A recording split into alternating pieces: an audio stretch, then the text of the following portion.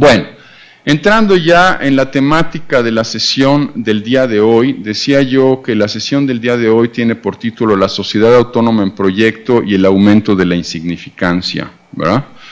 En esta sesión, en la primera parte, voy a hacer una consideración respecto a la actualidad y la viabilidad del proyecto de autonomía hoy, ¿verdad? Esa es un poco una consideración obviamente muy genérica, ¿verdad? No voy a entrar mucho en el detalle, ni tampoco voy a entrar en previsiones, ¿verdad? Porque no nos corresponde y no es, digamos... Después de un receso en la segunda parte voy a hacer algunas consideraciones respecto al contexto en el que tiene que operar el trabajo por la autonomía. Recuerdo en este momento hubo una consideración, una intervención muy interesante de un colega del CIESAS, del ECOSUR en Chiapas, en el sentido de la cuestión de las profesiones imposibles. Recuerdan ustedes, es una de nuestras últimas sesiones. Creo que la penúltima sesión se va a encargar del tema de las profesiones imposibles. Esta cuestión de las profesiones imposibles la estamos ya empezando, digamos, a vislumbrar a partir de esta consideración precisamente del contexto en el cual tiene que operar el trabajo por la autonomía. Es decir, Castoriadis, a pesar de que sostiene que la autonomía no puede ser enseñada, sí va de alguna manera a dar algunas pistas, ¿verdad?, de en qué consiste el trabajo por la autonomía, ¿verdad? Castoriadis nos presenta algunos antecedentes de esta reflexión del aumento de la insignificancia.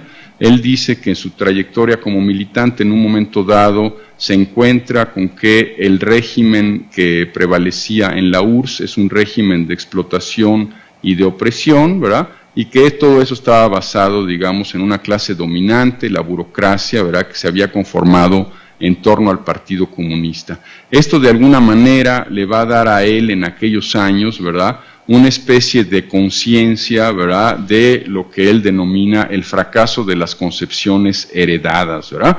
De esa constatación, Castoriadis va a levantarse y nos va a presentar la necesidad de reconsiderar todo el horizonte de pensamiento en el cual se ha situado desde hace siglos el movimiento político por la emancipación, ¿verdad? El movimiento político por la emancipación, muy importante. En el origen habría, digamos, una voluntad reflexionada y lúcida, pero una voluntad finalmente, una voluntad que persigue esa libertad.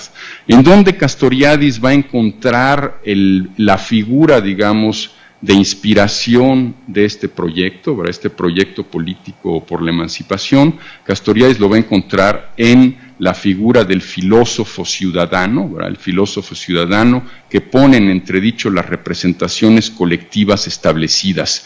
Es a partir, digamos, de esta figura que Castoriadis va a hacer una valoración más o menos pesimista, ¿verdad?, de las condiciones en las que se verifica hoy el proyecto de autonomía, ¿verdad?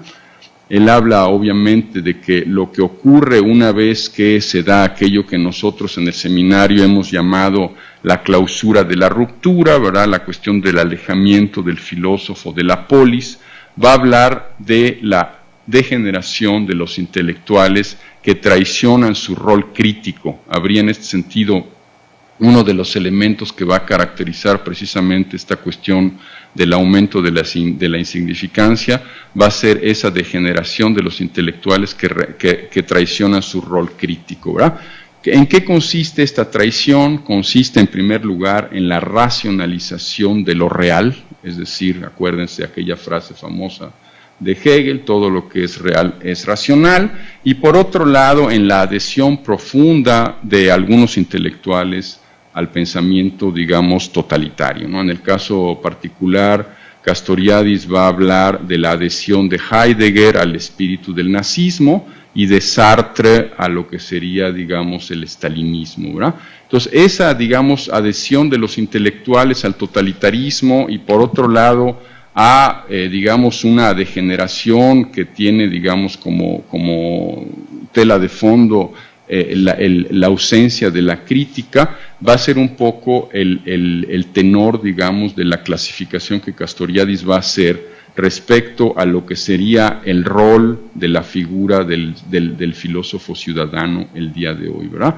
Por otro lado, obviamente, se va a referir también a cómo los intelectuales en el Occidente glorifican los regímenes, refiriéndose a ellos como regímenes democráticos, y de qué manera esos mismos intelectuales, ¿verdad?, critican todo aquello que sea crítico respecto a los regímenes democráticos en sentido representativo, porque lo van a vincular precisamente con el totalitarismo y con el gulag, ¿verdad? Hemos hablado mucho de cómo la cuestión incluso del propio pensamiento posmoderno se inspira un poco de esta especie de abandono de la política, porque la política solo es capaz de dar como resultado el totalitarismo, ¿verdad? Precisamente esta va a ser una tendencia que va a ser fuertemente criticada por Castoriadis. Entonces, digamos que uno de los rasgos principales de esta cuestión del aumento de la insignificancia en las sociedades occidentales para Castoriadis va a tener que ver con la renuncia al espíritu crítico por parte de los intelectuales, ¿verdad? Un poco la muerte del filósofo ciudadano en términos más pues más metafóricos, ¿verdad? Aquí hay una cuestión que a mí me parece muy importante, vamos a regresar sobre ella, pero de una vez se las voy anunciando para que la vayan pensando. Una de las cuestiones que Castoriadis va a identificar como un rasgo de ese aumento de la insignificancia en la sociedad contemporánea es la ausencia de conflicto, la ausencia de conflicto. Muy importante, muy importante. No sé si ustedes saben, bueno, hay obviamente una corriente, digamos, de managerialismo, ¿verdad?, que trabaja el tema de la resolución de conflicto, ¿verdad? Y Castoriadis en ese sentido va a decir, precisamente uno de los grandes problemas de la sociedad contemporánea es que no hay conflicto. Realmente todo sucede de modo, en una atmósfera de apatía, de total desinterés, de falta total de sentido, donde la gente no se compromete con absolutamente nada, y por lo tanto hay una especie de continuidad pasmosa, donde realmente no hay contradicción, pues, ¿no? Entonces, en ese sentido, esa primera cuestión me parece que es muy importante, es decir, una de las características de la contemporaneidad en términos de aumento de la insignificancia es precisamente la ausencia de conflicto, ¿verdad? ¿Cuáles son otras de las características? La apatía, el cinismo, la corrupción política, la destrucción del medio ambiente y la situación de países miserables, ¿verdad? La crisis de la crítica no es más que una manera de manifestarse de la crisis general y profunda de la sociedad, nos dice Castoriadis, ¿verdad? Habría en ese sentido una capacidad enorme por parte de la sociedad contemporánea de asfixiar cualquier verdadera divergencia, ¿verdad? Precisamente la ausencia de la contradicción, la ausencia del conflicto, es el resultado de una capacidad de recuperación impresionante por parte de la sociedad contemporánea que de alguna manera va a asfixiar, ¿verdad?, cualquier verdadera divergencia, ¿verdad?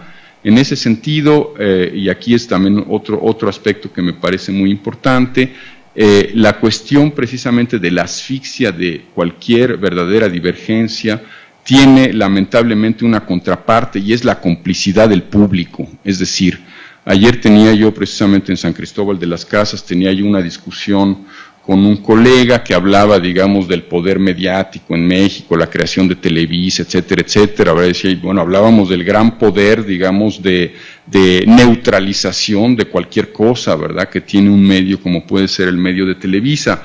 Pero le decía yo precisamente, la cuestión está, y lo que es más preocupante, es que ni siquiera es un movimiento en sentido unilateral.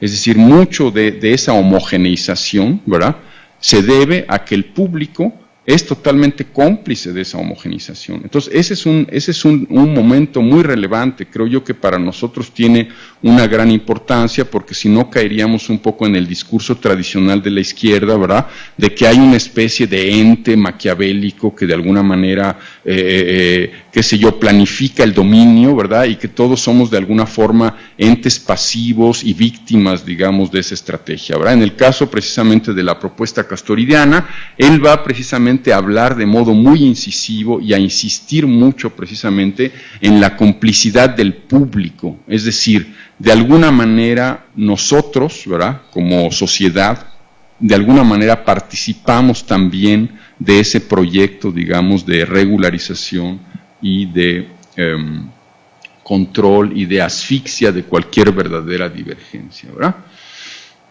Un conjunto que viene instrumentalizado por un sistema que es anónimo y que no es la obra de un dictador, de un puñado de grandes capitalistas o de un grupo de formadores de opinión. Es una inmensa corriente social histórica, nos dice Castoriadis, que va en esta dirección y que hace que todo se convierta en insignificante.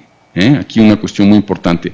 El título del artículo, el aumento de la insignificancia, es decir, la ausencia de sentido, pues, la ausencia del sentido, ¿no? Entonces, en ese sentido, la ausencia, digamos, de ese sentido se identifica con el aumento de la insignificancia, pues, ¿no? La crisis de las significaciones imaginarias sociales de la sociedad moderna, significaciones de progreso y o revolución. En ese sentido, también habría, de alguna forma, una crisis de esas significaciones imaginarias sociales. ¿Se trata de qué? Se trata precisamente de una crisis de sentido, una crisis de sentido. Esa crisis de sentido se va de alguna forma a materializar por dos vías. Por un lado, habrá una, digamos, una visión negativa, ¿verdad?, del declive de los valores efectivos occidentales heredados de la Ilustración, es decir, de alguna manera va a haber una tabula rasa, ¿verdad?, de los valores heredados de la Ilustración, por un lado, ¿verdad?, y por el otro lado habrá, como es en el caso, digamos, de la actitud nihilista o del desconstruccionismo, ¿verdad?, un declive, ¿verdad?, en nombre de una modernidad occidental tardía que está totalmente acabada, digamos, ¿no? El Occidente es culpable, ¿verdad?, y ese Occidente es culpable de la dominación por la razón, digamos, ¿no? Un poco en términos de Heidegger, la cuestión esta de la racionalidad falocrática, ¿verdad? En ese sentido, Castoriadis también hace, digamos, un balance negativo. Él nos va a hablar precisamente de que vivimos en una fase de descomposición. Hay una desaparición, como decía yo anteriormente, del conflicto social y político. Aquí hay una cuestión también muy importante. Castoriadis, en un momento dado, incluso hay un artículo para el que tenga interés en checarlo, hay un artículo que se intitula Soy un descontento de izquierda-derecha, ¿verdad?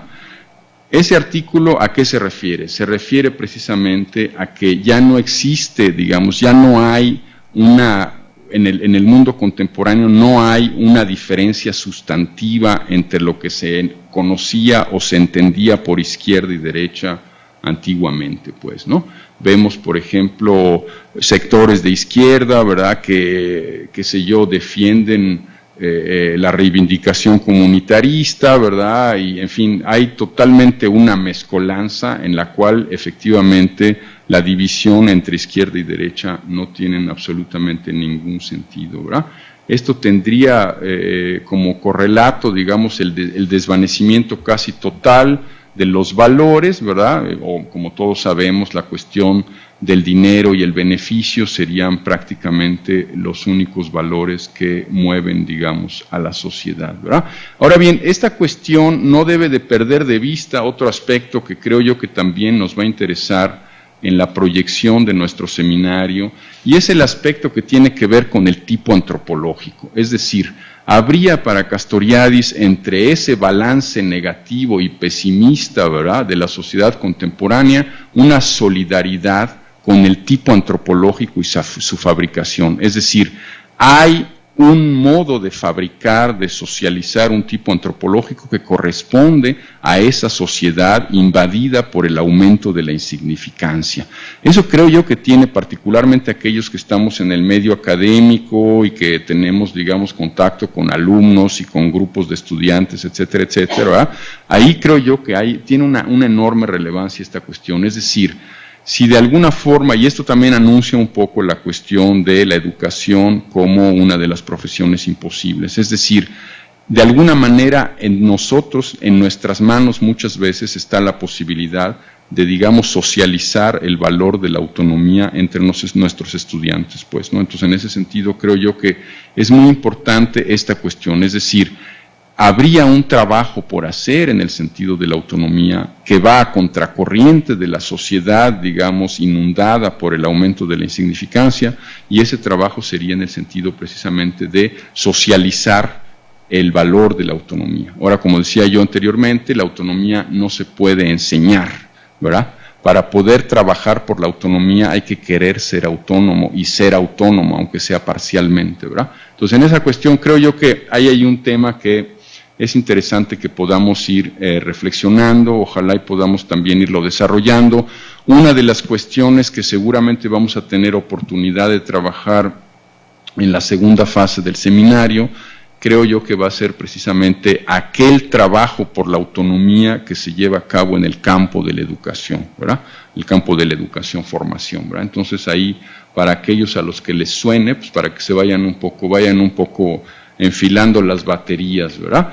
Ahora bien, digamos, aparte, digamos, de ¿cómo se dice?, esta valoración un poco pesimista, ¿verdad?, de cómo se verifica, digamos, el proyecto de autonomía en la contemporaneidad, Castoriadis, como ustedes saben, pues siempre va a reivindicar que en Occidente haya emergido, digamos, un proyecto de libertad, de autonomía individual y colectiva, de crítica y de autocrítica, ¿verdad? Se trataría de una institución imaginaria de la sociedad, obra de un colectivo anónimo, hemos ya pasado por esa noción, una creación singular, aquella que permite a la sociedad considerada ponerse ella misma en cuestión. Para terminar con esta primera parte de la sesión de hoy, una cuestión también muy importante que también nos lleva un poco a una discusión que creo yo que se va a suscitar en la segunda parte de este seminario, que es precisamente el debate con la noción de biopoder en Foucault, ¿verdad? Para Castoriadis, todas, digamos, las formas, digamos, que ha adquirido la sociedad occidental contemporánea, algunas de las cuales efectivamente son dispositivos de poder, ¿verdad?, son de alguna manera libertades arrancadas e impuestas por luchas seculares, es decir, todo aquello que de alguna manera se ha logrado por la vía del movimiento obrero, del movimiento de las mujeres, del movimiento por los derechos civiles, etcétera, son conquistas, pues, son conquistas que obviamente en un momento dado se han convertido en un aparato de poder, ¿verdad?, que tiene totalmente aprisionado al sujeto, ¿verdad?, y que lo ha sumergido precisamente en eso, en una sociedad en donde prevalece la insignificancia. Sin embargo, y aquí es un poco lo interesante de la cosa, todos esos puntos, digamos, que de alguna manera constituyen la sociedad contemporánea hoy y niegan de alguna forma lo que sería el proyecto de autonomía formulado originalmente, ¿verdad?, son de alguna manera también el resultado de luchas seculares, es decir, son cosas que la gente ha logrado porque se han manifestado en contra de un sistema, pues, ¿no? Bien, nada más creo que para la segunda parte donde vas a plantear las cuestiones de pistas de cómo operar los trabajos en la perspectiva de la autonomía, a lo mejor sería bueno que ampliaras esta parte que está en los textos que leímos ahora, donde viene Castoriadis advirtiendo lo condicionante y relevante de los factores culturales y los de más largo aliento, digamos, que están en este espíritu epocal, dirían unos, en el caso de Castoriadis, esto que ya mencionabas de la complicidad en esta insignificancia y pérdida de sentido. Articular lo coyuntural de los factores que menciona cuando debate el asunto de cómo se contribuye en esta situación, en este contexto. Claro. No, muy bien, Rafa. Muy oportuno. Mira, ahí en general, es decir, dentro, en el marco, digamos, de esta valoración un poco pesimista, ¿verdad?, por parte de Castoriadis de la realidad contemporánea del proyecto de autonomía, habla precisamente de ese carácter, es decir, cuando se refiere, por ejemplo, a manifestaciones como pudo haber sido el 68 o otros movimientos, incluso el movimiento feminista o el de las minorías, etcétera, etcétera, habla de que, es decir, habría en un momento dado la posibilidad de soñar, digamos, con un programa político, pero que lamentablemente la realidad de esas manifestaciones es una realidad extremadamente minoritaria, es decir, lo voy a trabajar un poco en la segunda parte, pero Castoriadis ahí comenta precisamente que de alguna forma uno de los puntos cruciales de todo este asunto es el hecho de que en la gran mayoría de los casos la gente no cree en un proyecto de autonomía, ¿verdad? Entonces es una cuestión efectivamente muy, pues muy pesimista y por otro lado como muy desafiante, ¿no? Finalmente, ¿no? Es decir, si hay movimientos que tienen gran relevancia, en la gran mayoría de los casos se trata de movimientos muy minoritarios, ¿no? Entonces sí, entraríamos un poco en ese debate, en la segunda parte, efectivamente. Ahora sí, en la sala, a ver. Bueno, un poco para nutrir esta reflexión respecto a lo que se menciona de que los medios parecen no ser el cuarto poder, sino el primer poder, en tanto la influencia sobre las nuevas generaciones, y no solo sobre las nuevas generaciones, sino incluso sobre los adultos. Uh-huh. Por otro lado, la educación formal no representa o desde hace unos años no representa, digamos, una vía que genere efectivamente esta idea de autonomía, ¿no?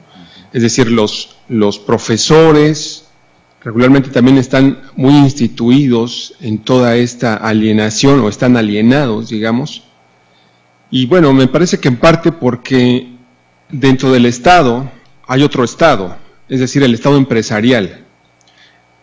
En ese sentido me parece que estamos como encallejonados, es decir, ¿cómo arrebatarles, o cómo no arrebatarles, sino quitarles ese poder a los empresarios, a los Azcárraga, a los Salinas Pliego, en fin? Bueno, pues pareciera ser que si revisamos las políticas públicas, el diseño de las políticas públicas a nivel nacional o incluso a nivel global, los empresarios tienen una enorme influencia. Es decir, ¿quién manda en la ley de competitividad en México? Pareciera ser que Carlos Slim, o quién diseña la política educativa o aprueba la política educativa, por lo menos en educación básica, pareciera ser que la maestra Elvestre Gordillo, en fin. ¿Quién decide, por ejemplo, las cuotas bancarias o que tenemos que pagar al banco, o las cuotas en las carreteras? Bueno, pues son los empresarios. Los legisladores pareciera ser que solo aprueban. Y en ese sentido, por ejemplo, toda esta, perdón por la expresión, toda esta basura con la que bombardean a la población a través de los medios de comunicación, y que bueno, de pronto se ven... la gente puede ser muy humilde, pero tiene su antena de Sky o del Dish o de no sé qué rollo, ¿no? Vaya, están profundamente alienados vía los medios. Entonces, solo para cerrar, yo mencionaba, estamos parece encallejonados, porque por un lado los medios no hay por donde se les quite el poder, en tanto que hay, digamos, pues hay acuerdos ahí pareciera ser, entre los empresarios y el gobierno. Y por otro lado, la educación formal, salvo algunas excepciones, no representa, digamos, en masa,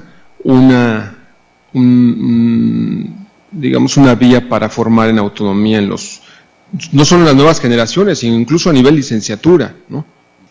Bueno, sí, continuando con la línea de participación de los compañeros de ciencias y aquí en la sala, bueno, creo que no se puede perder de vista en la cuestión otra vez de la manipulación de los medios, por llamarlo de ese modo, de la cuestión histórica, que un poquito lo citaste tú en el recorrido que nos diste en esta primera parte de la sesión. Yo en una experiencia personal en el 2006, en los campamentos aquí en Reforma en defensa del voto, si por un lado estaba presente una campaña de desinformación, de desacreditación muy importante por parte de los grandes medios de comunicación, creo que lo que más me llamaba la atención a mí era el eco y el sonido que también se producía de manera reaccionaria por parte del resto de la población, adjetivándonos de belicosos, mugrosos, qué sé yo, revoltosos. Y me parece que más allá de la desinformación, más allá de las campañas que provienen de los medios, creo que también están profundamente enraizados, hay significados que provienen desde valores católicos, desde procesos coloniales, desde la destrucción de nuestra propia cultura y de la imposición de la cultura occidental que aquí se dio por la fuerza. Entonces creo que hablando de la sociedad mexicana, creo que tiene una tradición larga de conservadurismo.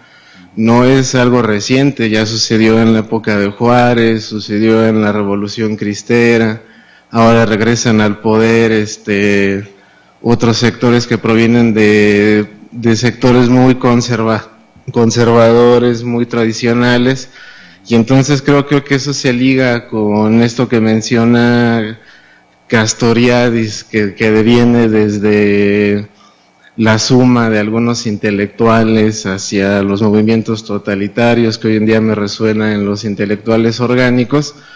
Y creo que la gran pregunta que queda ahí en el texto de la insignificancia en este panorama desafiante, pesimista, es qué tipo de organización se puede gestar, no sé si llamarla desde abajo o desde otros referentes que no necesariamente tomen como punto de partida lo que está instituido, es decir, el empoderamiento de los medios de comunicación, la redefinición de políticas públicas, qué sé yo. Todo eso proviene de ámbitos gubernamentales, de cúpulas que poder, qué sé yo. Pero creo yo que la gran pregunta es cómo se podrían formular o cómo se pueden formular modos de organización distintos. Muy bien, pues muchas gracias, muy interesantes sus dos participaciones, les estoy muy agradecido, son muy vastas, ¿no? Realmente son cuestiones muy importantes, muy relevantes, ¿verdad? Yo creo que vamos a tener precisamente oportunidad de retomarlos a la hora de la segunda fase de este seminario, también componentes a lo mejor especializados en temas, por ejemplo, de la educación, por ejemplo, de la cuestión de los medios de información, etcétera, ¿no? Ya más en la cuestión, digamos, de dar algunas pistas, pues, ¿no?, respecto a lo que sería la cuestión vista, digamos, desde Castoriadis. En primer lugar, bueno, la cuestión de la educación, si ustedes recuerdan, para Castoriadis, el tema de la educación rebasa el recinto escolar, pues, ¿no? O sea, en realidad, quien educa al ciudadano democrático es la polis, es decir, es el haciendo política en sentido noble, ¿verdad?, como se educa el ciudadano democrático. ¿Qué es lo que ocurre? Precisamente parte de la gran estrategia a la cual ustedes hacen mención, ¿verdad?, para homogeneizar, ¿verdad?, la crítica y para aplacar, digamos, todo conflicto en la sociedad, está orquestado desde los medios, efectivamente. Es decir, todo el tema de la privatización, ¿verdad?, decía yo ayer en la conferencia en San Cristóbal de las Casas, esa frase de Nixon que es muy famosa y realmente muy tragicocómica, ¿no? Decía, bueno, es que el pueblo americano no cree en nada que no haya visto en la televisión. Y es de alguna manera cierto también para nosotros, de alguna manera, y aquí sí retomo mucho los contenidos de la intervención de Diego, hay, digamos, una tendencia masiva, ¿verdad?, a la privatización, incluso en nuestra sociedad mexicana tradicional, pues, donde la gente, pues, se pasa, no sé, 3 o 4 horas viendo la tele, y realmente a lo mejor ni siquiera se conoce con los vecinos de su edificio, ¿verdad?, ni siquiera intercambia ningún tipo de conversación con el señor de la tienda, simplemente llega y compra, ¿verdad? Y es realmente la privatización más absoluta, que en el caso concreto de la sociedad mexicana convive con efectivamente algunos rasgos históricos, ¿verdad? Por ejemplo, la cuestión del carácter de nuestra cultura política, es decir, el carácter de nuestra cultura política es un carácter muy específico, ¿verdad? Tuvimos no sé cuántos 90 años de priismo, ¿verdad? Todo el tema, digamos, de cómo se organizaban los sectores populares, ¿verdad? El clientelismo político, la cuestión de los caudillos, ¿verdad? Todas esas cuestiones tienen gran relevancia porque intervienen.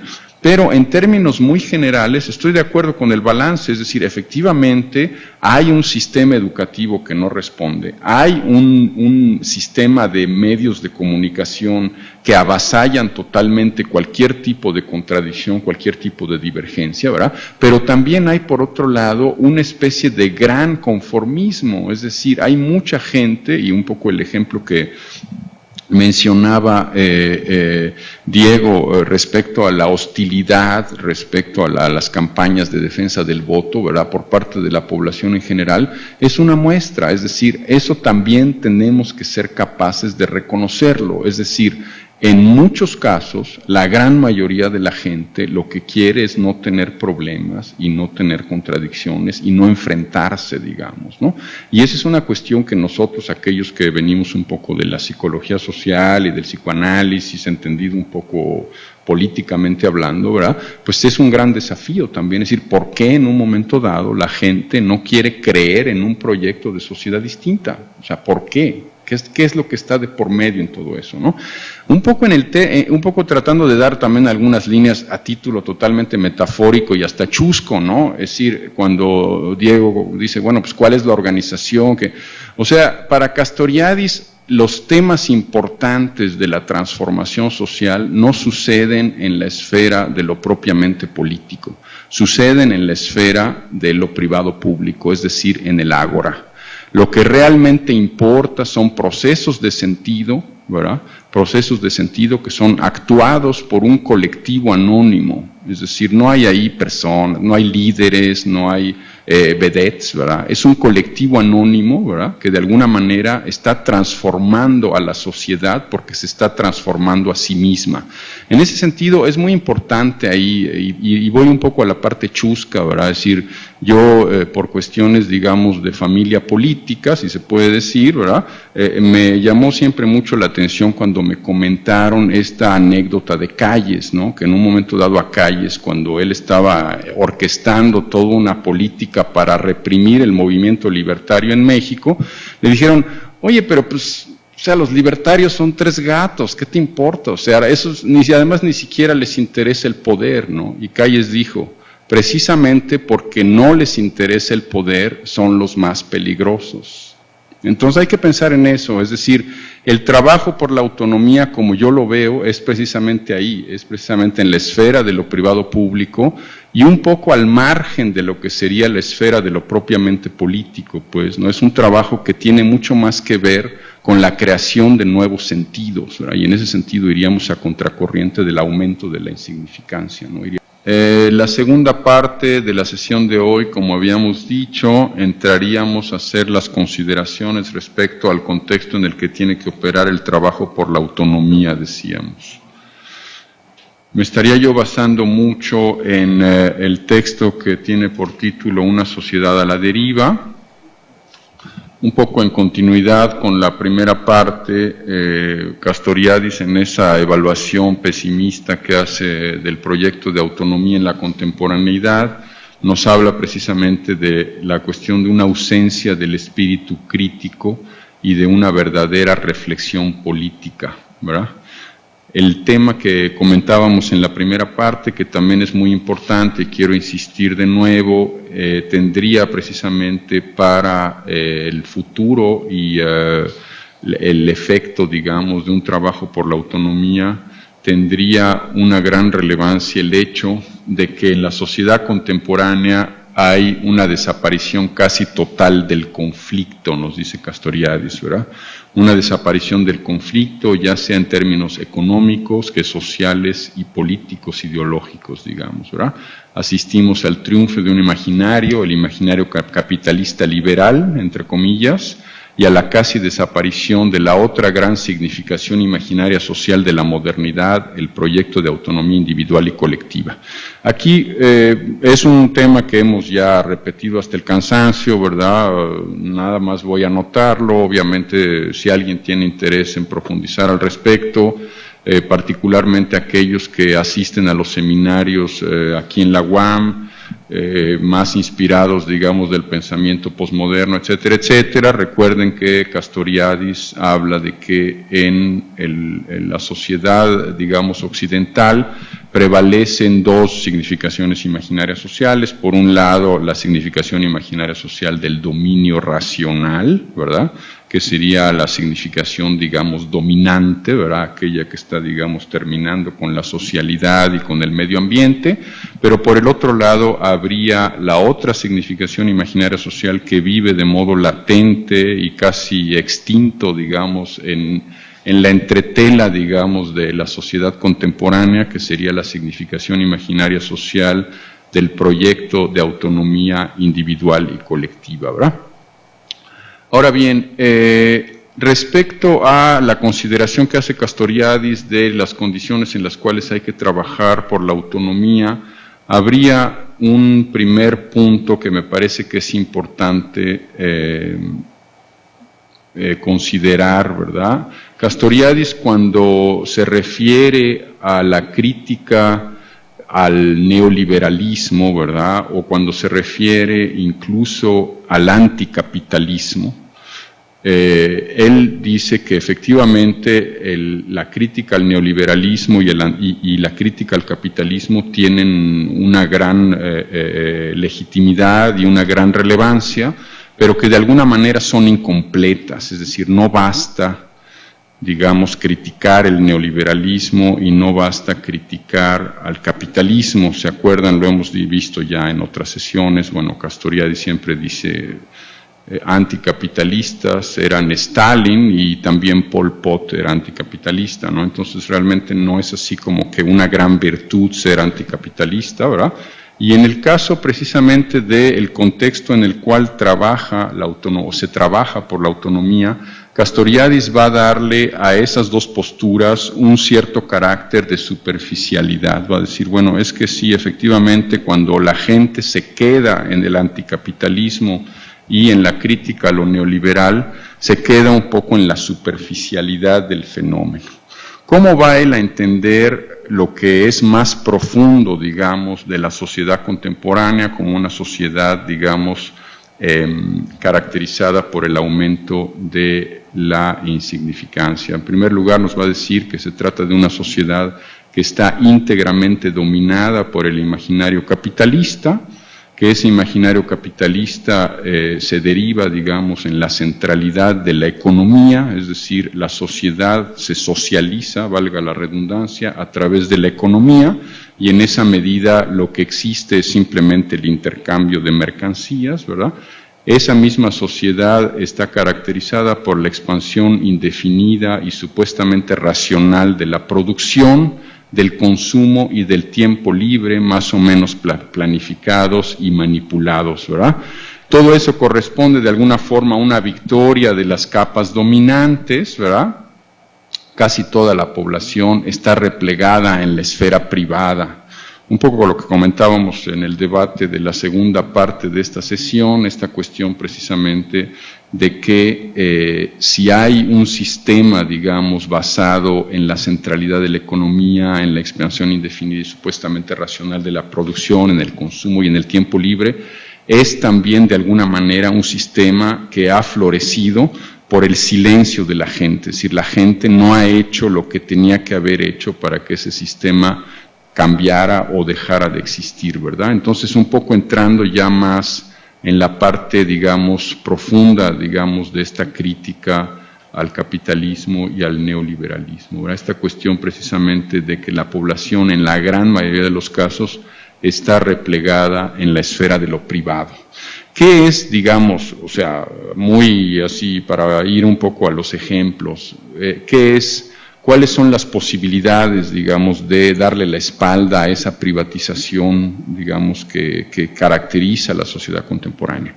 Por ejemplo, la creación de foros, ¿verdad? Si nosotros nos reunimos en espacios públicos, hacemos reuniones abiertas donde llegue la gente a proponer sus cosas, a decir sus opiniones, de alguna manera estamos creando institución también, estamos haciendo una obra institucional que va en el sentido precisamente de contracorriente de la tendencia, digamos, generalizada a la privatización. Esa es una forma, hay otras formas, ¿verdad? Es decir, hay infinidad de campos, el arte, la literatura, infinidad de campos, ¿verdad? La organización, infinidad de campos en los que podemos trabajar precisamente a contracorriente de ese proceso, digamos, de privatización, y son en general formas, como yo lo veo, muy inspiradas precisamente del valor del espacio público. Es decir, finalmente el valor del espacio público, una de las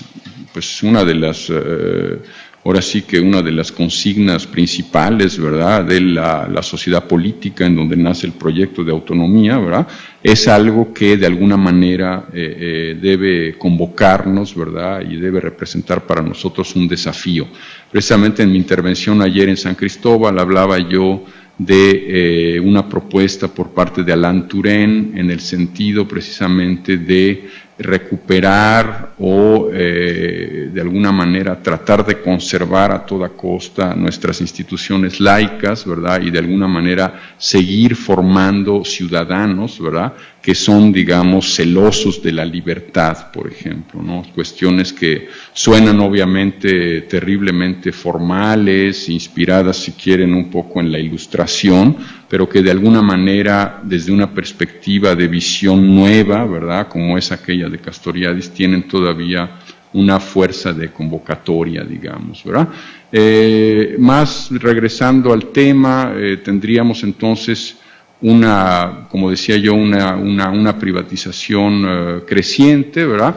Esa privatización creciente pues está, digamos, orquestada gracias precisamente a la complicidad pasiva de la gran mayoría de la gente, un poco lo que comentábamos en otras ocasiones del modo en el cual los situacionistas entendían la división en el mundo de hoy entre aquellos que hacen el espectáculo y aquellos que de alguna manera viven el espectáculo de modo pasivo, ¿verdad?, que sería realmente la gran mayoría de la gente, ¿no? Castoriadis habla en ese caso del pan, del espectáculo, de la televisión y del deporte. Esta cuestión del deporte es muy importante también, ¿verdad? Obviamente, como ustedes saben, también el deporte tiene toda una función social, ¿verdad? Incluso en la Grecia antigua había el tema de las Olimpiadas, etcétera, etcétera, pero al deporte que Castoriadis se va a referir, y precisamente por eso es que lo pone entre comillas, es al deporte que es realmente un negocio. Es decir, el deporte en la sociedad contemporánea no es ni siquiera un espectáculo, es realmente un gran negocio, pues, ¿no? Un gran negocio donde hay intereses muy importantes de por medio y donde obviamente la población en general no tiene ninguna participación más que ir a ver un espectáculo, gritar y aplaudir y echar porras, ¿no? Entonces esa parte también me parece que es muy importante. Habría, digamos, en esa tendencia digamos, repetición de creación de artefactos y habría, digamos, una tendencia que está caracterizada por ningún deseo colectivo, es decir, no habría un deseo que es realmente colectivo, ni habría tampoco un control sobre la vida política, ¿no? En este material al que me estoy refiriendo se trata de una entrevista. En un momento dado Olivier Morel, que es quien lo está entrevistando, le hace algunas preguntas respecto a la cuestión de la ética y la acción humanitaria. Entonces, como habíamos tenido en la clase pasada, en el seminario pasado, habíamos ahondado un poco sobre ese tema, quería yo un poco darles algunas indicaciones de cómo Castoriadis lo entiende, ¿no? Cuando Olivier Morel le pregunta respecto a la ética y la acción humanitaria, los derechos humanos, ¿verdad?, Castoriadis va a decir que el auge de la ética y de la acción humanitaria y los derechos humanos confirma el fracaso del proyecto de la sociedad autónoma. ¿Por qué confirma el fracaso del proyecto de la sociedad autónoma? Porque esas actividades son utilizadas para esconder la miseria y el vacío político, nos dice Castoriadis. Es decir, esa sustitución, digamos, ilegítima, ¿verdad?, de la política por la acción humanitaria es, digamos, desde la perspectiva de Castoriadis, perfectamente funcional al aumento de la insignificancia. Es decir, habría una especie de gran espectáculo montado para ocultar el hecho de que la sociedad contemporánea no es capaz de asumirse como el origen de su propia norma y en ese sentido de asumir la creación de instituciones nuevas, ¿verdad? Una cuestión muy importante, nos dice Castoriadis, en esta valoración no hay que mezclar la sustancia de las ideas mismas con la forma en la cual han sido puestas a circular. Es decir, la realidad de la acción humanitaria no debe llevarnos a negar el valor de la sustancia, es decir, los derechos humanos es algo positivo, es algo visto muy positivamente, pero la manera en la cual esos derechos humanos se han traducido en una acción humanitaria que esconde o que aspira a sustituir la política en la sociedad contemporánea es algo que debe de ser de alguna manera criticado y también combatido. En ese sentido, Castoriadis nos dice, un poco tratando de ridiculizar un poco y de hacer una parodia también de la cuestión, dice, ¿quién estaría en contra de los derechos humanos? Es decir, no habría prácticamente nadie que estuviera en contra de los derechos humanos, ¿no? Un poco esa cuestión, digamos, de las acciones irreprochables, ¿no? Aquellos que hayan tenido ocasión de hojear ese artículo que escribí yo sobre el tema del comunitarismo, ¿verdad? Les recomiendo que regresen un poco sobre esta cuestión del carácter irreprochable de la acción humanitaria, ¿verdad? Es decir, cuando Castoriadis se pregunta quién estaría en contra, entre comillas, de los derechos humanos, dice muy poca gente. Ahora bien, ¿cuándo se empezó a hablar al respecto? En ese sentido, bueno, Castoriadis refiere toda la cuestión de cómo en los años 50, ¿verdad?, se empieza de alguna manera a trabajar la cuestión de las garantías a través precisamente de la acción de los disidentes soviéticos, es decir, uno de los primeros, de las primeras manifestaciones, digamos, en contra de la opresión y en nombre, digamos, de los derechos humanos, viene un poco formulada por Solzhenitsyn y otros disidentes de la esfera soviética, cosa que Castoriadis sí valora de modo muy positivo, ¿verdad? Pero el problema está, y ahí repito un poco lo que decía yo anteriormente, que se ha querido hacer de esto la sustancia de toda política. Es decir, no se puede hacer de la acción humanitaria la sustancia de toda política, es decir, habría ahí una diferenciación que creo yo que es muy importante y sobre la cual podemos regresar si hay mayor interés, ¿verdad?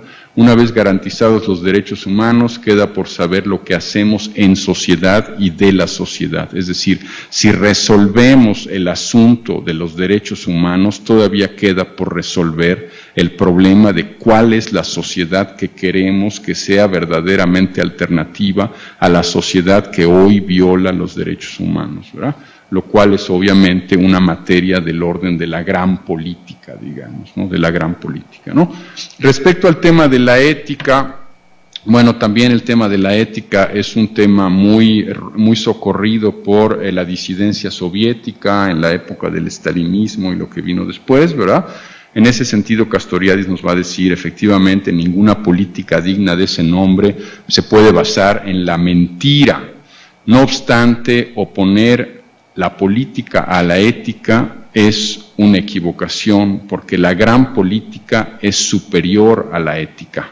Por ejemplo, en el caso de aquellos, digamos, palabras de orden que conozco, nos han dicho un poco hasta el cansancio, no solamente aquellos que de alguna manera han recibido una educación religiosa, ¿verdad? Se nos ha dicho siempre, nunca mentir o no matarás. Y entonces Castoriadis se pregunta, bueno, ¿qué quiere decir esto en una circunstancia en la cual mentir o matar puede salvar la vida de cientos de personas? Por ejemplo, en el caso de los terroristas que se ponen una bomba dentro, ¿verdad? Y que en un momento dado amenazan con matar a un montón de gente. Es decir, en ese caso sí se puede mentir, sí se puede matar. Entonces ahí Castoriadis precisamente va un poco a poner en duda esta cuestión de la reivindicación contemporánea de la ética y sobre todo de la reivindicación de contemporánea de la ética como algo que idealmente pudiera estar por encima de la política. Castoriadis nos va a decir, la ética es un componente del proyecto político de sociedad y está antes la gran política que la cuestión ética, ¿verdad? En ese sentido, bueno, va a ser él toda una referencia a la cuestión, digamos, de la hipocresía de las iglesias, la cuestión de la ética de los evangelios, por ejemplo, como ustedes saben, ¿verdad? No se los voy a contar porque todos conocen, ¿verdad? La cuestión, por ejemplo, de las cruzadas, ¿verdad? El tema también de la participación de la Iglesia en el caso, por ejemplo, del conflicto en los Grandes Lagos, y particularmente un tema que para mí es particularmente importante, pero que también Castoriadis lo refiere en varios momentos, que es precisamente la actuación de la Iglesia Católica en el caso de la Guerra Civil Española, ¿verdad? Respecto un poco a la cuestión de la intervención humanitaria, Castoriadis ahí se pregunta cómo evitar la cuestión de los objetivos políticos, de la intervención misma. Efectivamente, el fin de la carnicería es una cosa muy importante. Por ejemplo, se está refiriendo en este caso a la guerra de los Balcanes, ¿verdad? Bosnia, ¿verdad? Y el conflicto, digamos, entre Croacia, Bosnia y Serbia, etcétera, ¿verdad? Y se pregunta finalmente, efectivamente es importante evitar la carnicería, pero una vez que evitamos la carnicería, ahí nos quedamos. Diseñamos, digamos, un sistema, como sucedió efectivamente en el caso de Bosnia, ¿verdad?, para mantener al país bajo tutela, ¿verdad?, en el caso, digamos, de las intervenciones humanitarias, ¿verdad? Aquí viene un poco la cuestión finalmente de la posibilidad de la política, es decir, la posibilidad de la política, hemos dicho ya la definición, la política como el lugar, digamos, de la institucionalización del conflicto. Esa posibilidad de la política no es una posibilidad que está al alcance de todo mundo, es que tenemos nosotros la obligación de imponer la creación de un mundo político, de una comunidad política. ¿En qué medida y en nombre de qué podríamos hacerlo?, ¿no?, se pregunta Castoriadis, ¿verdad? Para participar en su realización y en su despliegue, en su desarrollo, llegado el caso en su alteración, solo podría ser hoy el proyecto de una sociedad autogobernada en todos los niveles. Es decir, la posibilidad de proponer la política como el lugar de la institucionalización del conflicto está directamente vinculada con el valor de la autonomía. Es decir, en aquellas sociedades donde la autonomía no tiene valor, la posibilidad de instaurar o de crear, ¿verdad?, una comunidad política que se sepa el origen de la propia norma es una posibilidad realmente muy alejada, ¿verdad? Este proyecto no tiene sentido si la gente no tiene el deseo y la voluntad de autogobernarse. Aquí es una cuestión bastante importante, es decir, nosotros tenemos tendencia siempre a pensar que el valor de la autonomía y este deseo de autogobernarse es una cosa universal. Hemos dicho muchas veces, ese es un valor que no es universal, y no solamente no es universal, tampoco es un privilegio. Esta parte es muy importante. Castoriadis dice, el deseo de autogobernarse como aquello que le da sentido a un proyecto social no es un privilegio, es decir, no hace de la sociedad autónoma una sociedad mejor o peor que las otras, simplemente es una sociedad que en un momento dado nos puede convocar como proyecto, pero que no podemos nosotros promoverla y de alguna manera presentarla como un modelo a seguir, pues, ¿verdad? En ese sentido, creo yo que es muy importante esa parte para evitar un poco todas las acusaciones, digamos, de etnocentrismo en el caso de Castoriadis. Es decir, el proyecto de autonomía, el valor de la autonomía, no solamente no es universal, tampoco es un privilegio. Es una parte que es muy importante que tengamos muy presentes, ¿verdad? El sentido de nuestra vida individual y colectiva no puede sernos dado por una religión o por una ideología. El fracaso del proyecto de autonomía, si hay un sentido en nuestras vidas que no esté mistificado, es el sentido de que podemos crear nosotros mismos. Es decir, finalmente ese valor de la autonomía está basado en que queremos ser quienes nos autocreamos, digamos, quienes nos autoalteramos, ¿verdad? Un poco ya para cerrar y teniendo un poco en perspectiva la cuestión siempre del tipo antropológico y del modo en el cual vamos a abordar en las próximas sesiones la cuestión de las profesiones imposibles, algunas líneas, ¿verdad? Castoriadis en ese momento se pregunta respecto a la tarea de un hombre libre, ¿no? Y dice, la tarea de un hombre libre es saberse mortal y mantenerse de pie al borde de este abismo. investidura de la actividad dadora de forma, por lo tanto de sentido, que ha existido en todas las civilizaciones sin excepción. Muy importante, es decir, esta cuestión de la actividad dadora de forma, es decir, la actividad de autoalteración, es una virtud de todas las sociedades.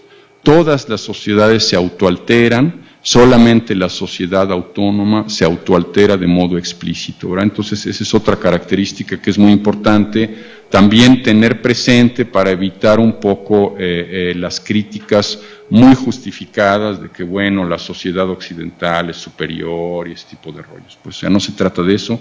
El proyecto de autonomía, el proyecto de la sociedad autónoma, no solamente no es un privilegio, ¿verdad?, sino que además es un proyecto que parte de una condición compartida por todas las sociedades, es decir, todas las sociedades se autoconstituyen, se autoalteran, solamente la sociedad autónoma lo hace de modo explícito.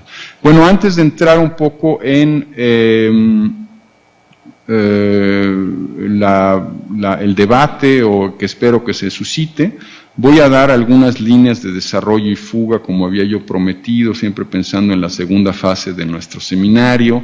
A mí me parecía importante, a partir precisamente de la reflexión en torno a el aumento de la insignificancia, ¿verdad?, y la cuestión, digamos, de la sociedad de la deriva y los desafíos que presenta el trabajo hoy por la autonomía. Me parecía interesante como formular una clave del trabajo por la autonomía dada por el mundo contemporáneo en el análisis de la relación con los líderes y con la institución.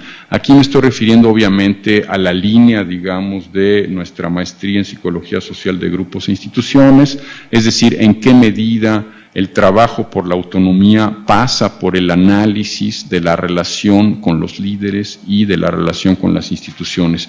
Yo creo que tiene una gran relevancia, es de alguna manera un proyecto en el cual yo estoy un poco involucrado, ¿verdad? Y la idea sería precisamente de ver aquellos lugares en donde dicha relación no está bañada por procesos identificatorios que se refieren a una total identificación, es decir, en donde nosotros podemos reconocer procesos, ¿verdad?, de sentido que no están bañados por la total identificación cuando estamos analizando la relación entre aquellos que son de alguna manera representados y los representantes, aquellos que reconocen una figura en el líder o aquellos que reconocen una autoridad en una institución X, ¿verdad?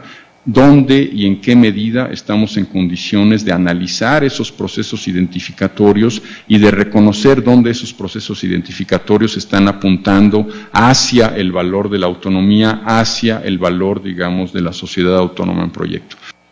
Bueno, nada más es una duda con respecto a qué relación puede tener la idea de autonomía en Castoriadis con lo de autogestión, con la de autogestión, y por ejemplo con el pensamiento de Owen y de Fourier y las comunidades que ellos planteaban, ¿no? Que eran autogestivas y todo esto. Lo que pasa es que, por ejemplo, Owen tenía como la idea de crear precisamente comunidades como autogestivas. No recuerdo ahorita bien cómo las llamaba, y lo mismo que Fourier, que eran como falansterios, algo así. Entonces estas eran comunidades que, digamos, como utópicas, que planteaban ser autogestivas, ¿no?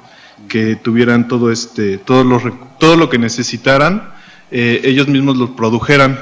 Entonces, pues esa es mi inquietud, ¿no? Efectivamente, la forma, digamos, como Castoriadis concibe socialmente la gestión social, es precisamente la autogestión.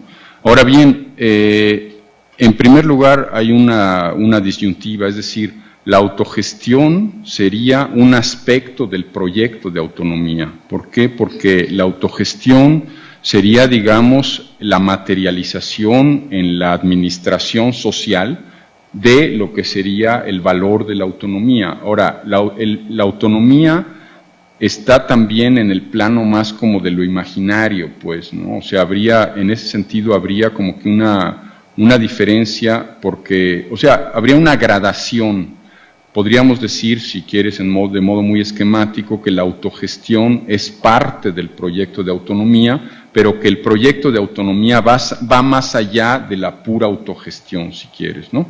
Esa es una primera cuestión. Pero bueno, eso es a lo mejor una proyección mía.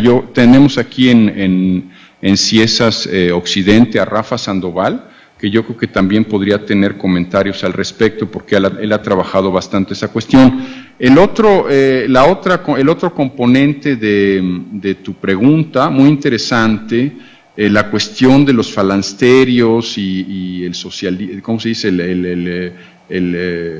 Sí, un poco la autogestión y las comunidades, un poco del socialismo utópico, etcétera, ¿no?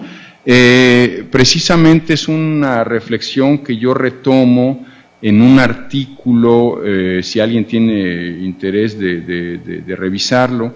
Es un artículo que tiene además un título un poco chusco, porque es en el contexto de un diálogo que tengo con Claudio Albertani, que es un querido amigo, colaborador y colega, ¿verdad?, a propósito precisamente de la llegada de las ideas libertarias a México.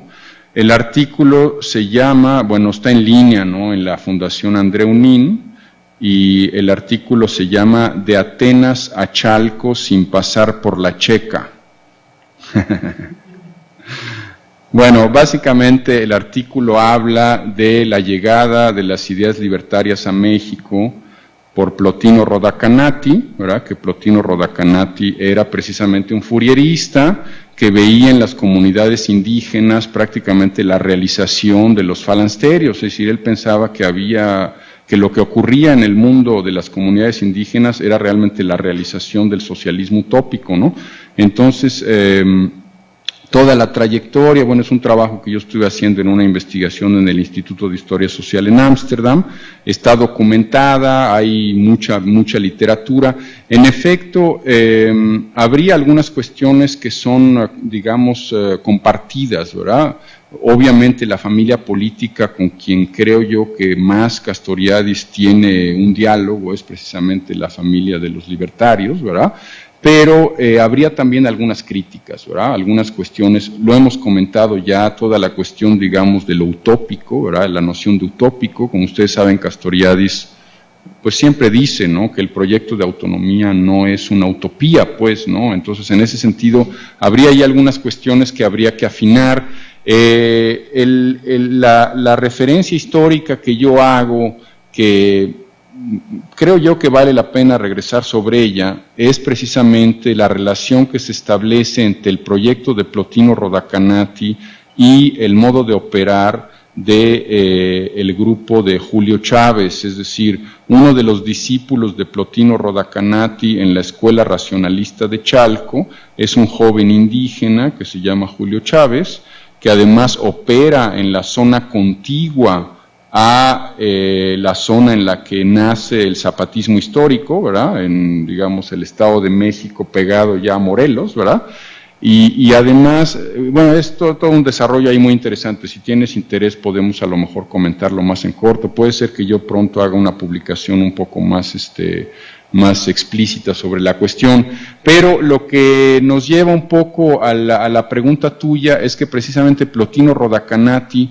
en la medida en que se opone, digamos, a los métodos violentos, ¿verdad?, va a tener serias diferencias con Julio Chávez y de hecho va a irse del país, pues, o sea, Plotino Rodacanati termina regresando a Europa, ¿verdad?, y dejando un poco tirado el proyecto, ¿verdad?, y en realidad lo que queda de eso es precisamente el trabajo de Julio Chávez, que termina con la represión, pues, o sea, de hecho Julio Chávez será, no sé si lo asesinan o en todo caso termina con la represión el movimiento de Julio Chávez. Entonces hay ahí varios elementos, pero sí, efectivamente hay una, ¿cómo decirte?, una empatía, digamos, fuerte, digamos, entre muchos pensadores que tienen, digamos, como referencia el socialismo utópico, ¿verdad?, y la propuesta castoridiana, a pesar de que también hay diferencias sustantivas, ¿no? ¿Ok? Bueno, primero un comentario breve a lo que se está discutiendo ahorita en el último momento. Hay un librito de Luró y, bueno, es una compilación de Luró y Amedeo Bertoldo. Y Luro en ese texto comienza parafraseando a Daniel Cohn-Bendit, que bueno, hacia el final del movimiento contracultural francés decía algo así como ni un minuto más a la revolución, ¿no? Y Luro lo retoma para decir ni un minuto más a la autogestión, y se refiere precisamente como a esta idea de pensar la autogestión como algo que se puede planear de antemano, ¿no? Y ahí hace una crítica bien interesante precisamente a las utopías literarias, que, dice Luro, hay que distinguirlas del pensamiento utópico, o sea, no son lo mismo, ¿no? Porque justamente la idea es que la utopía literaria, pues por mucho que quiera la autogestión, la libertad, la igualdad, la equidad, está planteada de antemano desde fuera, ¿no? Entonces, puede ser una referencia interesante para profundizar en esto de la utopía, ¿no? Oye, Rafa, yo te quería, bueno, a mí esto de los derechos humanos, lección humanitaria, me trae de cabeza, pero te quería preguntar cómo pensar el ascenso de la insignificancia a la luz de lo que algunos creemos que se ha dado las últimas décadas, que podría ser el ascenso de la sociedad civil, ¿no? Que bueno, buena parte de esta sociedad civil aparecería bajo la figura así de las ONGs, ¿no? Y que bueno, ya hay también como desde algún lugar una crítica pues a su papel, a su lugar, ¿no? Pero yo no sé si esta idea de colectivo anónimo para la sociedad civil, ¿no?, pueda, digamos, si le podríamos dar ese estatuto también. Entonces, ahí yo te quería preguntar cómo pensar esto del ascenso de la insignificancia a la luz de este ascenso de la sociedad civil, que creo que su acción no se reduce solamente a lo humanitario, sino ni siquiera al abanderamiento abstracto de los derechos humanos, porque pues yo creo que sí, así como dice Castoriadis, ¿quién estaría de acuerdo? ¿Quién no estaría? Pues no, nadie, en la abstracción, o sea, esos derechos humanos abstractos, pues nadie, ¿no? Pero ahora sí que en lo concreto, ¿no? Yo creo que buena parte de la sociedad civil pues está como más en la acción de promover los derechos, ¿no? Entonces, bueno, por ahí, como para seguir con el debate. Claro, cómo no. Sí, bueno, yo creo que es un debate abierto. Yo siento que no lo vamos a agotar. Valdría la pena a lo mejor que pensáramos en que en la segunda fase del seminario, a lo mejor invitáramos a alguien así muy experto, que tuviera a lo mejor posibilidades, digamos, de entrar un poco en el debate. Hay algunos elementos, en todo caso, que me parece que son importantes. En primer lugar, bueno, tú sabes, y lo hemos dicho, Castoriadis se opone a la división entre sociedad civil y sociedad política. Es decir, él dice, en la sociedad hay tres momentos, ¿verdad? Lo privado público y lo propiamente político. ¿Qué es lo que él de alguna manera está señalando ahí? Está señalando ahí que la idea de que lo político y el poder es, digamos, una competencia de aquellos actores que participan de la esfera de lo propiamente político, es una idea errónea. Es decir, la institución del poder político no solamente es el Estado, la institución del poder político también se da en esferas, ¿verdad?, que son aledañas precisamente al Estado y al gobierno, etcétera, etcétera, ¿verdad? Entonces, ahí viene una primera crítica, es decir, en qué medida la sociedad civil organizada, entre comillas, o las ONGs, ¿verdad?, de alguna manera, pretenden que están al margen, digamos, de lo que sería el uso del dominio o el uso del poder en un sentido o en otro. Si lo están, entonces es del orden de la política, y si no lo están, es del orden de la mistificación. En la gran mayoría de los casos es lo que ocurre, es decir, ¿cómo se dice?, la etnografía que yo tengo, ¿verdad?, de las ONGs, es en el sentido de que hay esa idea mística, ¿verdad?, de que el trabajo por los derechos humanos es un trabajo neutral, es un trabajo en nombre de valores universales, es un trabajo totalmente alejado de la política y de lo político, porque la política y lo político pues es cosa de Bush y de Calderón, ¿verdad? O sea, este tipo de cuestiones, ¿no?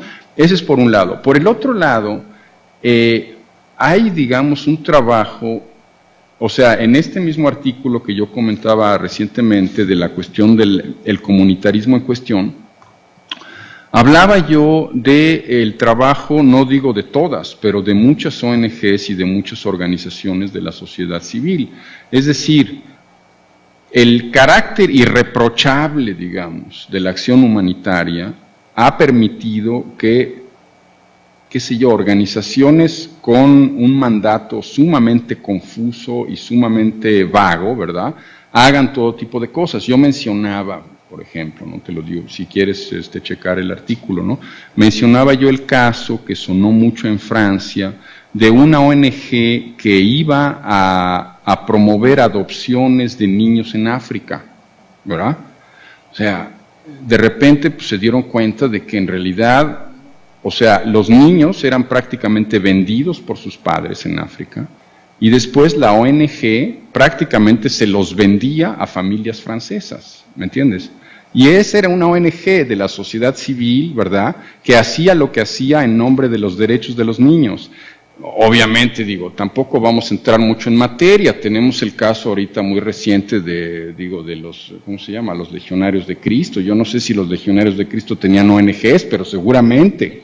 Bueno, entonces, ahí es precisamente donde viene el desafío, es decir, en qué medida nosotros estamos en condiciones de someter a un balance político en sentido radical y en sentido noble la acción de las organizaciones no gubernamentales y de la sociedad civil.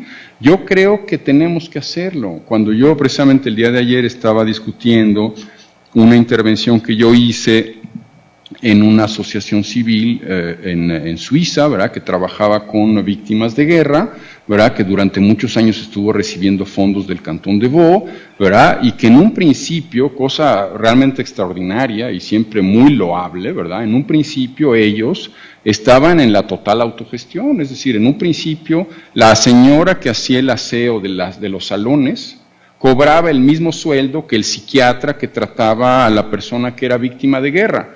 Eso duró 3 o 4 años. Cuando yo estuve haciendo la intervención me di cuenta de que en realidad esa ONG se había convertido en una empresa. ¿Cuántas ONGs no son empresas, verdad, en el sentido realmente mezquino, si quieres, o incluso ruin, digamos, del término, verdad? ¿Y cuántas ONGs no están dedicadas simplemente a hacer de lo humanitario un negocio? Es decir, hay gente que tiene ahí cobrando sueldos desde hace años, ¿verdad? Hay gente que tiene peleándose los fondos con otras ONGs hermanas, ¿verdad?, desde hace años, ¿verdad? Y realmente hay un canibalismo imperante, alucinante, entre una ONG y otra ONG. Hay una ausencia, en la gran mayoría de los casos, una ausencia casi total del sentido de servicio público, es decir, nadie hace nada si no le dan una lana para hacerlo, ¿me entiendes? Entonces, hay esa realidad que yo creo que es una realidad importante. Ahora, que la sociedad se organice, oye, no hay mejor cosa que la sociedad se organice. Lo que pasa es que si la sociedad se organiza para encontrar una serie de remedios que permitan que las cosas no cambien verdaderamente, es una cosa. Si la sociedad se organiza para realmente entrarle a transformar a la sociedad radicalmente y a transformar esa sociedad que ha sido la fuente de la violación de los derechos humanos, entonces, oye, estamos en el sentido del proyecto de autonomía, ¿no? Entonces, sería un poco en esos términos el balance. Pero yo sí creo, Adriana, y te lo digo con toda sinceridad, porque además, bueno, yo tengo esa camiseta del abogado del diablo en el medio, ¿verdad? Yo sí creo que tenemos que organizar un debate, o sea, tendríamos que abrir un foro, ¿verdad? Traer gente aquí, Ojalá y pudiera venir, por ejemplo, Rafa Reigadas, ¿verdad? Y otras gentes, y pudiéramos discutir eso abiertamente y pudiéramos realmente darle una relevancia para poder avanzar, pues, porque de lo que se trata es, pues, de ir para adelante, no nomás de estarse peleando, ¿no? Entonces, en ese sentido, bueno, te agradezco mucho tu intervención y espero, a lo mejor tú misma, en la segunda fase del seminario, ¿verdad? A lo mejor tú misma puedes ayudarnos a ir viendo cómo organizamos una sesión en la cual se pueda discutir eso en términos sustantivos, ¿vale? Rocío y Rafael. Adelante. Rafael, una petición a propósito hay una parte de Sociedad La Deriva en donde Castoriadis señala que le preguntan que si tiene todavía sentido la idea de un programa político. Y él responde que solo tiene sentido, dice, si la gente no tiene, el proyecto no tiene sentido si la gente no tiene el deseo y voluntad de autogobernarse. Solamente tiene sentido si se está dispuesto a participar activamente y no solo en la realización, sino también en su despliegue. Que abundaras un poco en esta idea. ¿Qué quiero decir?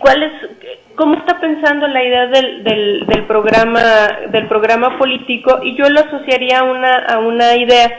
A veces, cuando las organizaciones se plantean estos programas políticos, se terminan convirtiendo como en una petición de principios.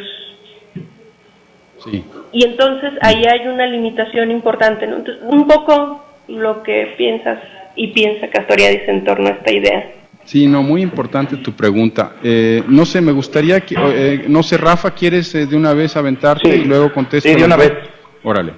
Sí, está bien. Mira, yo lo que quería rescatar es la articulación de 6 puntos que están planteados en Castoriadis para hacer un cuestionamiento. Primero, estamos hablando, obviamente, del asunto de las condiciones para operar el proyecto de autonomía. Bien. Castoriadis dice que se requiere de una nueva creación imaginaria de una importancia inexistente en el pasado. Esto es muy importante porque ya no podemos tener ningún pensamiento heredado, ningún principio, ni ninguna cosa previa de la cual partir. O sea, él mismo que reivindica tantas veces el asunto de la democracia, en estas entrevistas es precisamente donde dice, pero pues estaría bueno ni usarlas, casi dice en otra forma, porque nos están estorbando a menos que las usemos críticamente en la perspectiva de la autonomía. Y entonces viene una reivindicación muy importante que dice, bueno, usamos democracia pero en sentido de demos pueblo y todo eso, bueno. El otro elemento que está planteado es el de, para salir de la miseria psíquica y moral de los humanos contemporáneos, y no solo del asunto de la economía, del consumo, etcétera, o sea, quiero adelantar un poco el planteamiento problemático, o sea, aprovechando lo que decía Rocío, ¿cómo darnos cuenta de que no hay programa sin sujeto? Y cómo la perspectiva del sujeto autonómico se llama caminar preguntando en el zapatismo, se llama colectividades en los jóvenes urbanos anarquistas actualmente. O sea, ¿cómo damos cuenta de cómo se hace? El modo de ser se va dando, es un dado dándose, en el cual sí hay nombres, pues, pero no son los nombres heredados de las teorías y los conceptos y las categorías previas. El otro elemento, el tercero, es cuando plantea que que es necesario otra cosa que dé sentido a la vida para poder retomar la posibilidad de revertir el avance de la insignificancia.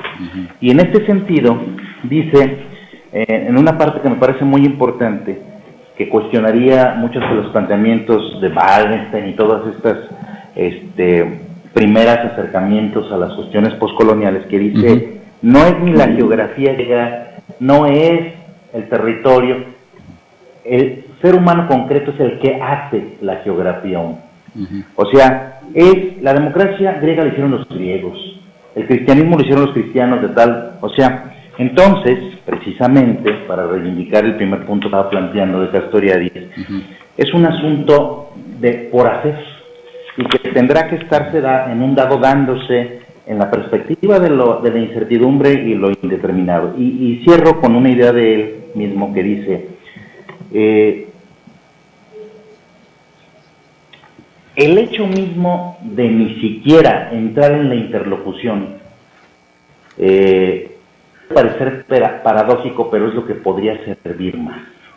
O sea, ni siquiera cuestionar desde la racionalidad propia del capitalismo al capitalismo, sino, y estoy hablando del asunto de las condiciones para operar el proyecto de autonomía,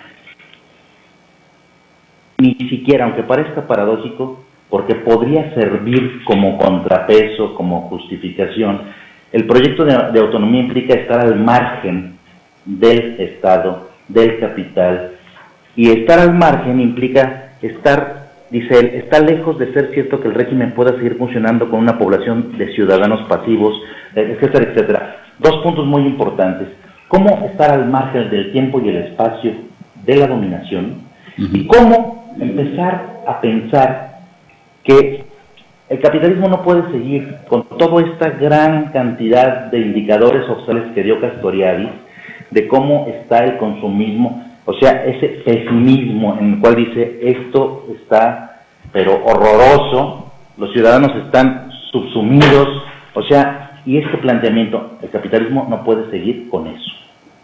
O sea, estos dos elementos, ¿cómo son elementos desde dónde pensar al sujeto en potencia?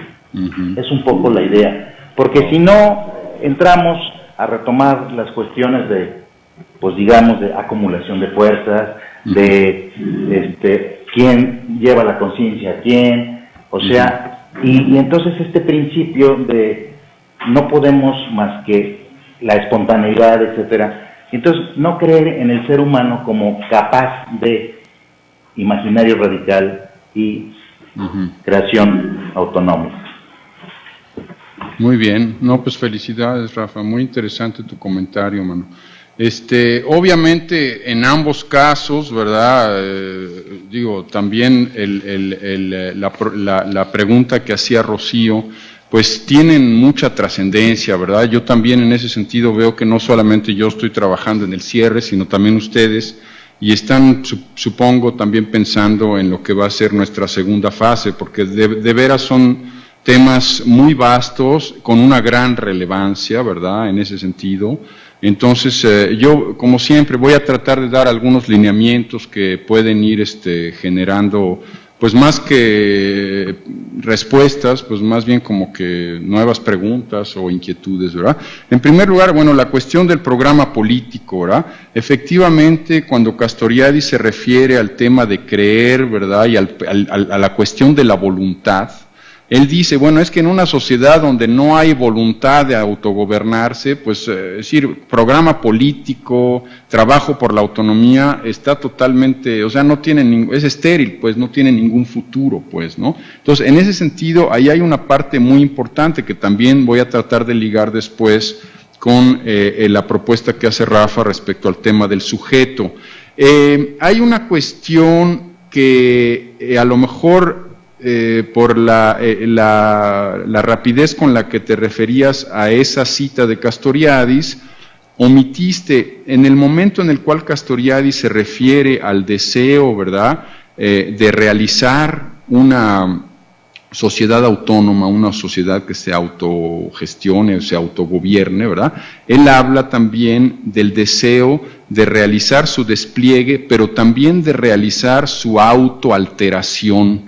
Ahí hay una cuestión que yo creo que es muy importante, lo decía yo ayer en San Cristóbal con Dolores Camacho, lo platicábamos así en una charla de pasillo, le decía yo, bueno, en realidad el hecho de trabajar por la autonomía supone, como bien dice Castoriadis, ¿verdad?, esa conciencia de la finitud en primer lugar. En ese sentido, y con Dolores llegamos un poco a esa conclusión, que es una conclusión, la verdad, bastante castoridiana. En ese sentido, debemos saber reconocer que los movimientos, las organizaciones, ¿verdad?, en un momento dado, pues resultan ya obsoletas, o sea, y tienen que ser capaces, ¿verdad?, en un momento dado también de hacer una autocrítica y decidir si pasan a otra cosa o si de plano desaparecen.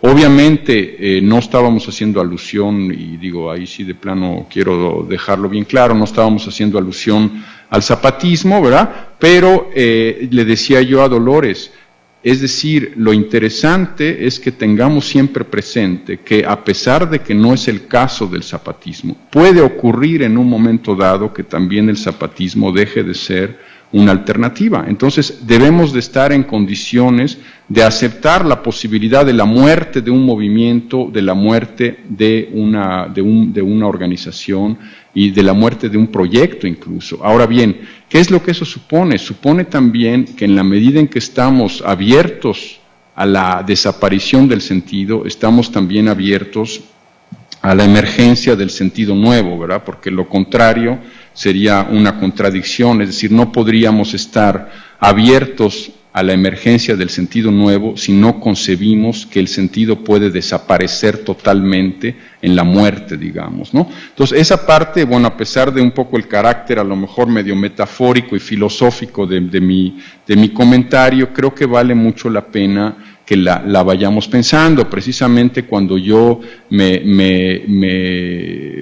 senté, digamos, a pensar en cómo podía llamarse este seminario, el tema sobre todo de la clínica de la alteridad va un poco en ese sentido, y bueno, no sé si a ustedes les suena familiar, pero lo que vimos en las primeras sesiones, particularmente cuando me estuve yo refiriendo a la cuestión de la autodisolución de socialismo-barbarie, iban en ese sentido, es decir, socialismo-barbarie se autodisuelve porque ve que a su interior están emergiendo aquellas cosas contra las cuales ellos habían decidido luchar. Entonces, esa es una cuestión que yo creo que es muy importante que la tengamos presente, porque es la posibilidad precisamente de trabajar por la autonomía al interior de las propias organizaciones. Puede ser que eso tenga en un momento dado la forma de un programa político, ¿verdad? Y puede ser que ese programa político haga sentido, pero también puede ser en un momento dado que ese programa no tenga absolutamente ninguna capacidad de convocatoria, y nosotros tenemos que ser también capaces de reconocerlo, ¿verdad? La cuestión un poco de cómo recuperar, digamos, el proyecto que nace en la democracia, o sea, en Atenas, pues, ¿no? Ahí efectivamente siempre está esa gran contradicción. ¿Cómo podemos nosotros pensar en una sociedad otra y al mismo tiempo estarnos refiriendo a algo que ocurrió en la Grecia clásica? En ese sentido, estaría yo más o menos de acuerdo contigo. Habría dos menciones que me parece que no está de más tomar en cuenta. La primera tiene que ver con el hecho de que para Castoriadis lo que sucede en Atenas no es un modelo, sino que es un germen, ¿verdad? Habría un germen, digamos, en el proyecto de autonomía que nace en Atenas. Esa sería la primera cosa. La segunda cosa tiene que ver más efectivamente con la posibilidad, digamos, de un sujeto, ¿verdad? Como tú sabes, una de las cuestiones, digamos, que caracterizan las décadas, digamos, de posmodernismo y de la segunda mitad, digamos, del siglo XX, particularmente en Francia, pero no solamente, es esta cuestión de la muerte del sujeto. Efectivamente estoy de acuerdo, es decir, tenemos de alguna manera que hablar de un sujeto. Castoriadis, como tú sabes, cuando se refiere al sujeto autónomo, habla de un sujeto que reflexiona y que delibera. En este sentido, quisiera yo un poco retomar una parte que me parece interesante. Cuando yo hablo del colectivo anónimo y cuando hablo de la posibilidad de que lo relevante respecto al proyecto de autonomía suceda en la esfera de lo privado público y en el campo, digamos, de los procesos de sentido, me estoy refiriendo a eso. Es decir, no se trata de que no haya un sujeto, digamos, de lo que se trata es de que ese sujeto actúe, digamos, si se puede decir actúe, ¿verdad?, o de alguna manera elabore en el campo precisamente de los procesos de sentido. Es decir, cuando ese sujeto se manifiesta socialmente o políticamente, es un sujeto que de alguna manera haya hecho la revolución en el campo de los procesos de sentido, ¿verdad? Entonces, yo ahí un poco quisiera reivindicar y a lo mejor ser un poco disonante respecto a tu perspectiva. Yo creo realmente que la novedad de la propuesta castoridiana es precisamente en el sentido de que la revolución, antes de tomar el Palacio de Invierno, digamos, para que hagamos una referencia que nos suena a los dos, ¿verdad? Antes de tomar el Palacio de Invierno, se ha llevado ya a cabo en el campo precisamente de lo imaginario, en el campo de la realización o la creación de sentido nuevo, ¿verdad? En ese sentido, ¿no? Obviamente, y ahí, bueno, vale la pena que te lo comente, los compañeros del doctorado de desarrollo rural aquí en la UAM me acaban de invitar a un debate precisamente con esta corriente que tú mencionas, muy ligada, digamos, a Wallenstein y etcétera, etcétera, ¿verdad? Me han invitado a un debate en el cual voy a hacer una pequeña intervención sobre el tema del sujeto, el sujeto del desarrollo, quieren ellos, pero bueno, obviamente yo voy a tratar de ir un poco más allá de la noción, digamos, de sujeto de desarrollo, y voy a tratar un poco de problematizar en qué sentido, en el sentido precisamente que tú mencionas, es decir, finalmente, si hay algo que caracteriza, y aquí vuelvo un poco a las famosas parejas decisivas, digamos, de la cosmovisión del mundo griego, ¿verdad? Si hay algo que caracteriza la noción de sujeto en Castoriadis, es precisamente que el sujeto es lo que es siendo, pero también es por ser, ¿verdad? Lo que tú dices, el por hacer, el por ser, digamos, del sujeto y de la sociedad como sujeto en ese sentido, ¿no? Entonces, bueno, serían básicamente esos comentarios. La cuestión, digamos, de la crítica del capitalismo, el hecho de estar al margen o de no estar al margen, yo sí siento que en efecto habría una pretensión de Castoriadis en el sentido de que uno pudiera mantenerse al margen del tiempo y el espacio, pero aquí habría una salvedad. Yo siento que efectivamente uno puede mantenerse al margen del tiempo y el espacio de la sociedad capitalista en la medida en que tiempo y espacio son también significaciones imaginarias sociales.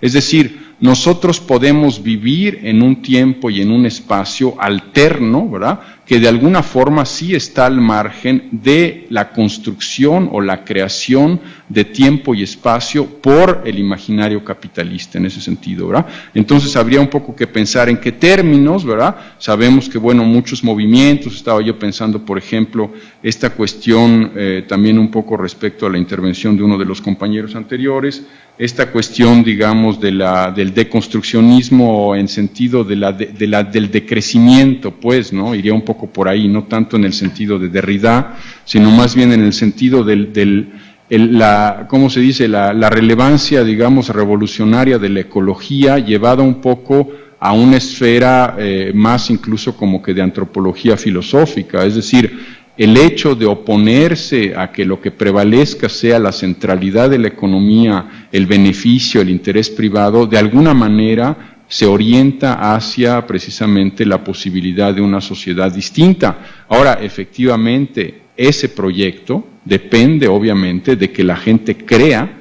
en que ese proyecto es lo que realmente va a cambiar el mundo y lo que va a ser una sociedad distinta, ¿verdad? Lo cual, pues obviamente, ya es del orden de la creación o del espacio de la historia como creación, pues en ese caso, ¿no?